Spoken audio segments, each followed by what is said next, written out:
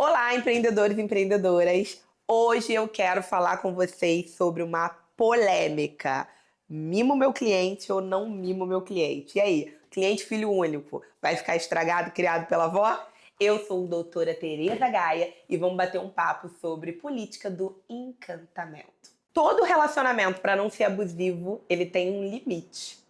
Então, muitas das vezes, o empreendedor, aquele que está vendendo ou prestando um serviço, ou até mesmo um funcionário, ele entende que valorizando aquele líder ou valorizando aquele cliente, ele está se expondo de uma maneira submissa e virando um capacho daquela pessoa. Cuidado!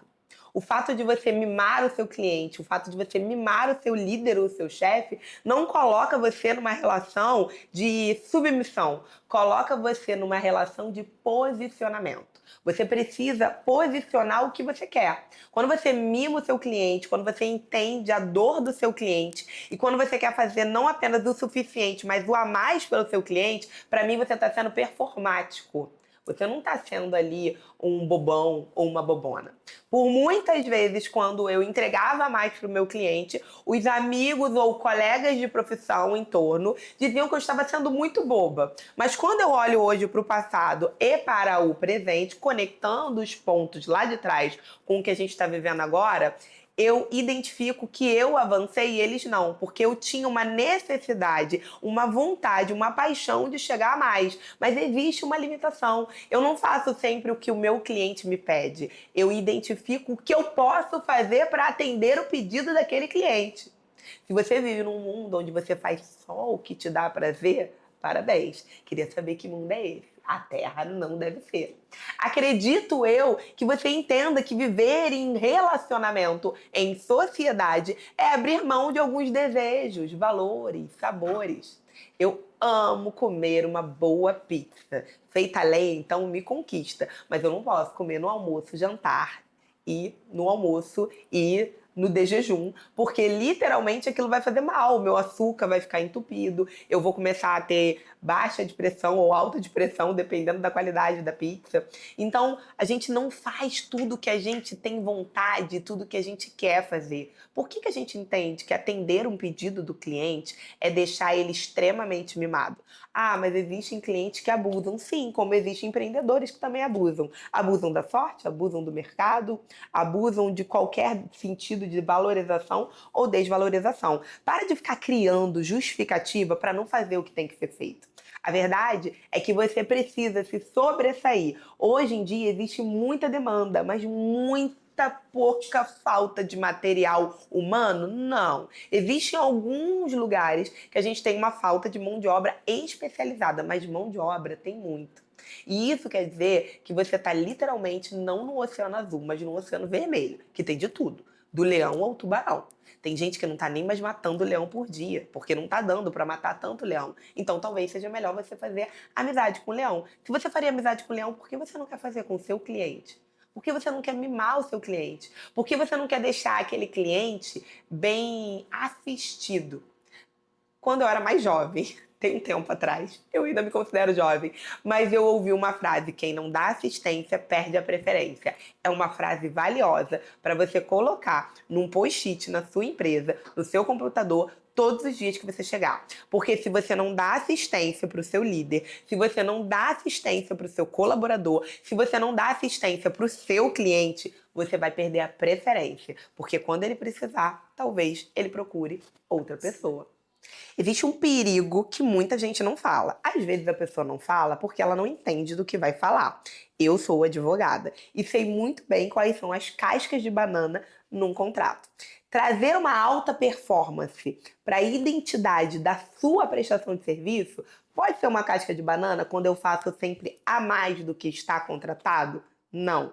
Desde que você controle sempre a narrativa. Eu costumo fazer o seguinte: meu cliente me contratou para fazer uma determinada demanda. E eu, além daquela demanda, eu dou uma benesse para ele ao longo do caminho, entregando uma dúvida, uma consultoria sobre algum outro tema. Eu sempre deixo muito claro, de uma maneira amistosa, de uma maneira educada e elegante, por que não dizer, que eu estou fazendo como uma benesse, que aquilo, apesar de não estar contratado, eu entendo que vai fazer bem para ele. É claro que dependendo do tipo de nicho que você está, não dá para você fazer esses recortes no meio do caminho.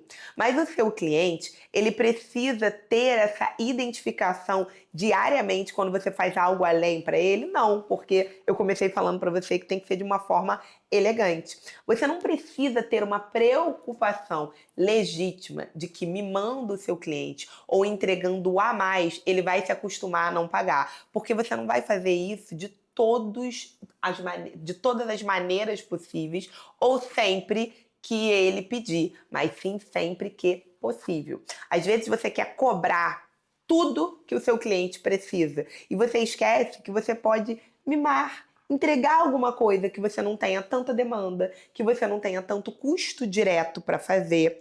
Imagina que você trabalha com papelaria e o cliente te pediu 60 agendas para o time de colaborador. Fazer talvez um marca-texto, fazer alguma coisa que ele possa colocar um imã de geladeira, talvez não vá gerar um custo, um impacto no custo direto expressivo naquela sua produção. Você precisa cobrar exatamente aquele marca-texto? Da mesma maneira como eu cobrei o meu cliente para ir em outro estado fazer uma audiência, ele pagou a hospedagem, pagou minha alimentação, pagou a minha defesa técnica e ele tem um outro processo naquele mesmo fórum que eu vou fazer aquela audiência, que eu poderia dar uma passada lá e dar uma olhada. Eu preciso cobrar essa diligência? Não preciso. Eu posso cobrar? Sim. Você sempre tem que fazer essa métrica. Não precisar e não poder. Muitas das vezes você precisa cobrar e às vezes você não pode cobrar. Então, identificar esses limites, eles fazem com que você alcance um resultado com mais eficácia. E o ponto mais importante na minha concepção, nunca veja o seu cliente como um cifrão. Você ficar muito ansioso para cobrar ele de cada passo, de cada identificação. Mas, Tereza, nós não trabalhamos por dinheiro? Sim, mas ninguém precisa saber ou sentir que você trabalha por dinheiro. É claro que todo mundo trabalha esperando a contraprestação. Mas se todos os dias você entra no seu ambiente, falar para o seu cliente ou falar para o seu chefe, eu só estou aqui por conta do dinheiro, será que isso vai motivar? Será que isso vai criar um clima bom? E aí você fala, não, mas eu não vou falar dessa maneira, mas com os seus atos. A maneira com que você começa a prestar o serviço. O cliente, ele percebe quando você está dentro, vestindo a camisa. E ele percebe quando você está com uma pressão baixa. E isso é falta de um pouquinho de sal no seu organismo. Sal é sabor. Não deixe o seu cliente pensar que você está cansado. Muitas das vezes eu entro numa audiência muito cansada. Não dormi direito a noite anterior, estou resfriada, estou com virose, algo aconteceu na minha vida pessoal, mas o meu cliente, ele não precisa saber daquela situação. Isso não é não demonstrar vulnerabilidade. Isso não é um convite a termos burnout ou termos qualquer síndrome que hoje tem alcançado a nossa sociedade. Isso é um convite a você se comprometer com aquilo que você efetivamente estipulou no contrato. Claro que um contrato muito bem redigido e um contrato onde tenha limitações e principalmente aquilo que você não pode arcar. Quer um exemplo?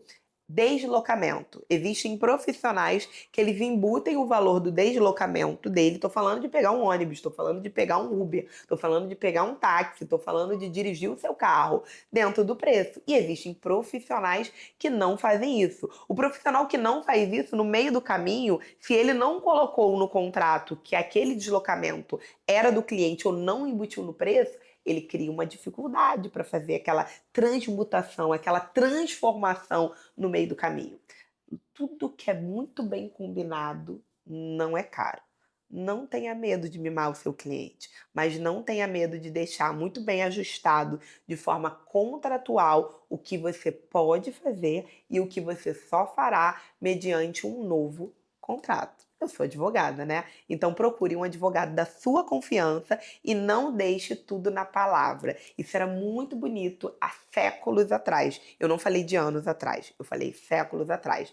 Hoje em dia, vale o que está escrito. E eu não estou falando de série do Jogo do Bicho. E se você gostou desse vídeo, por que que você não me conta? Por que que você não curte? Por que que você não começa a seguir o meu canal se inscrevendo? E por que que você não deixa um comentário aí pra eu saber que fez sentido pra você ou também não fez? O hater, aliás, aqui é super liberado. Afinal, eu tenho jurídico.